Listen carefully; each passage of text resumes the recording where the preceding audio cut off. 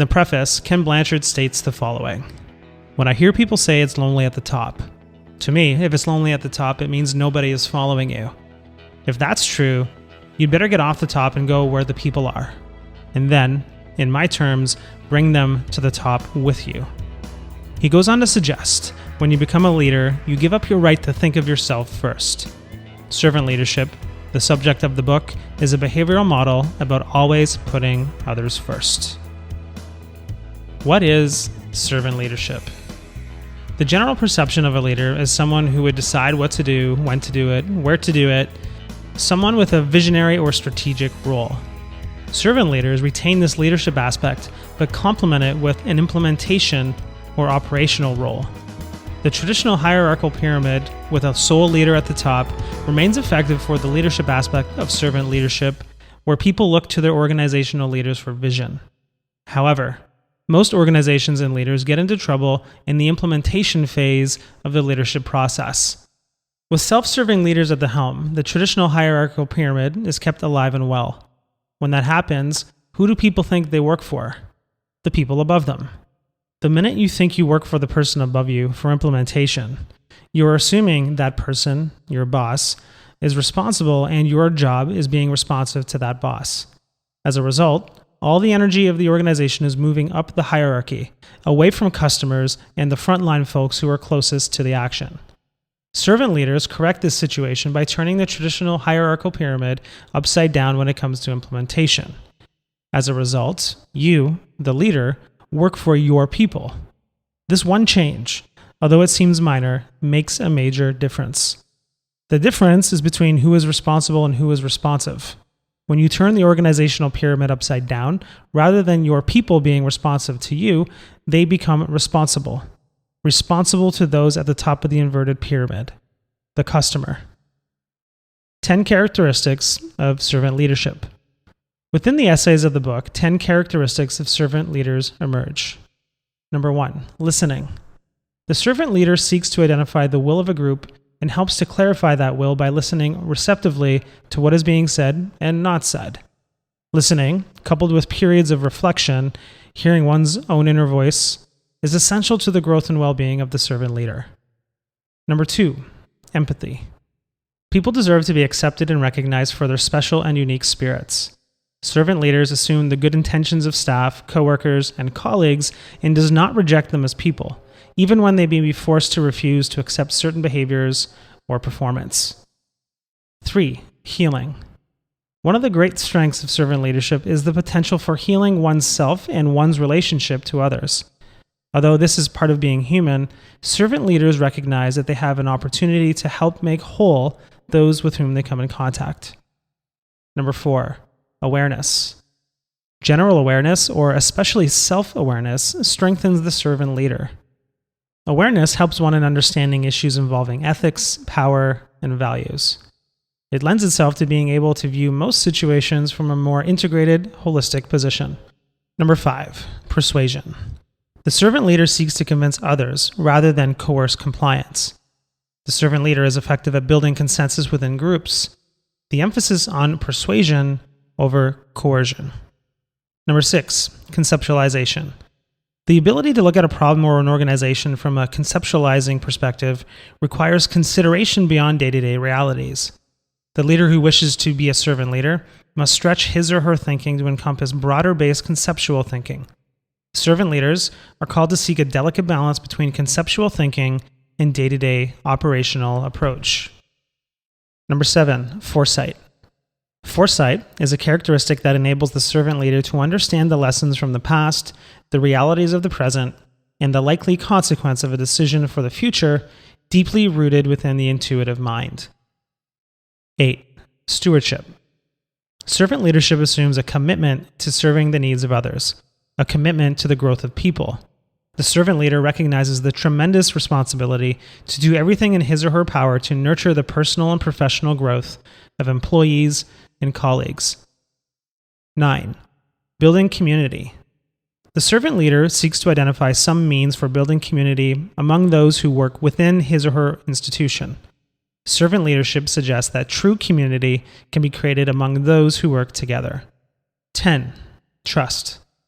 The practices of servant leadership and trust are inextricably linked. Servant leaders both serve first and trust first.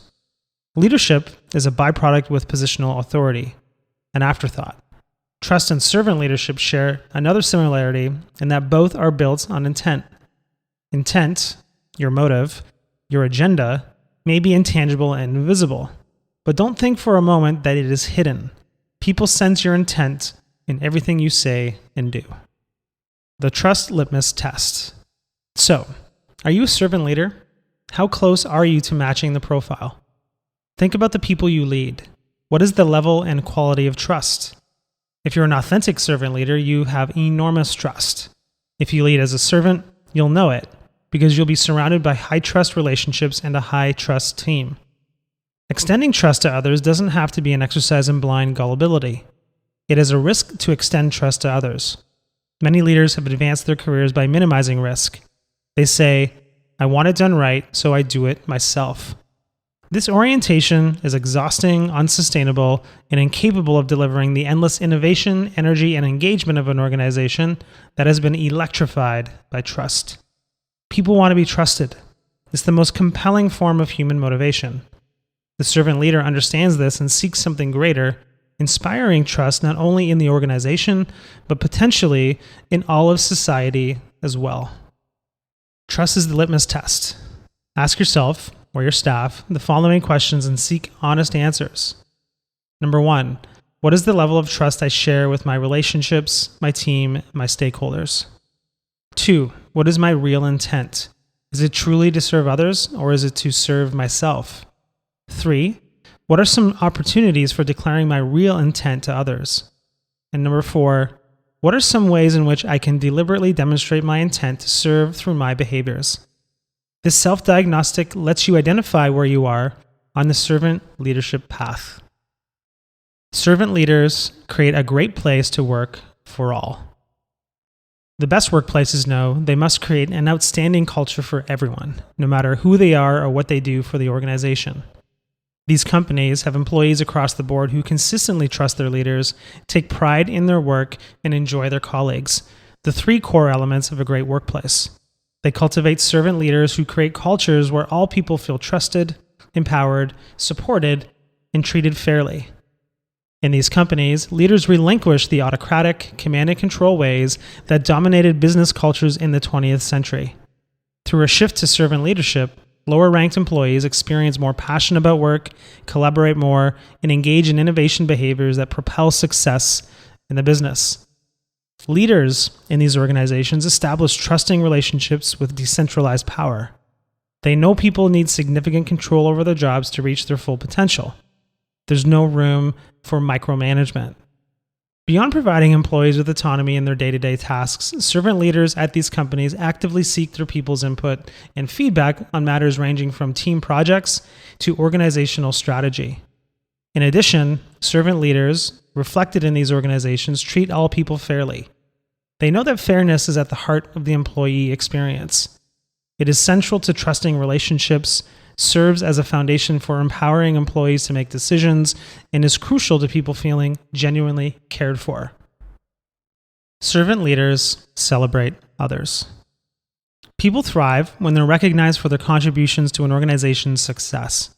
A team's continued engagement in the execution of an organizational vision is directly influenced by the leader's ability to celebrate them in meaningful ways. Servant leaders understand the impact celebration has on the health of their organization. They make celebration a high priority in their leadership and are always looking for new ways to acknowledge their team's success. Servant leaders understand that when the team experiences a win, they must pause to celebrate that win before they can expect the team to move on to the next goal. Within the essays can be found 5 benefits of celebration. 1. Celebration demonstrates you value your team. Celebrating your people demonstrates that you value them and you acknowledge their part in making the victory possible. Simply put, your people need to feel valued and affirmed by their leader. 2. Celebration reinforces core organizational values. The things you celebrate as a leader send a clear message to your team about what you deem to be important qualities of a successful team player. Servant leaders are always mindful that they must live out these core values first. You cannot expect your team to share your stated values if your actions do not reflect those values. 3. Celebration builds team morale. Celebration increases team members' morale when they get to enjoy victories together. Celebration is a high motivator because everyone enjoys the thrill of victory and wants to experience it as often as possible. A servant leader also tries to regularly celebrate the contributions of the unsung heroes of the team. It takes an entire team, each person functioning within their own skill set and giving their very best at every level to create a win. Accordingly, it's important that you acknowledge everyone's position and participation, not just the people on the front lines. 4. Celebration increases retention and productivity. People are more productive in positive surroundings. Celebration creates an environment where people want to work to meet the organization's goals. Simply stated, what gets celebrated gets done. The more you affirm your team, the more productive they are. And finally, 5. Celebration is a great recruiting tool. People like to have a good time. If celebration is externally visible and an organization supports those who aid success, the organization becomes an attractive place to work. Servant leadership and the parable of the Good Samaritan. How you see people determines how you serve people, and most of us tend toward the extremes. We see people as either a problem to be avoided or a person to be loved. The parable of the Good Samaritan illustrates this. Our traveler in this story encountered 3 different types of people. First, the robbers.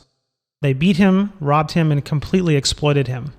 While most of us would never even consider doing anything like this, sometimes we're still tempted to see people as commodities, resources, or obstacles rather than flesh and blood human beings. The second group our victim encountered were the priests. These religious leaders didn't rob the man, beat him, or exploit him. They simply avoided him altogether. They were too busy doing what they saw as more important spiritual work to stop and help someone in need. From time to time, we all think the best way to handle a situation is to avoid it altogether. Maybe we think someone else will do it. Maybe we think someone else is doing it. The last person the victim encountered? The Good Samaritan, who was the only one who saw him through the eyes of a servant leader. He didn't see a victim to exploit or a problem to avoid. He saw a person to be respected. And that's why he served. What you see when you look at someone determines how you serve. Many of us say we want to respect others, but we see, feel, and move on. Servant leaders remember that someone with a chip on their shoulder may have scars on their back, so their approach is not judgment, but respectful action.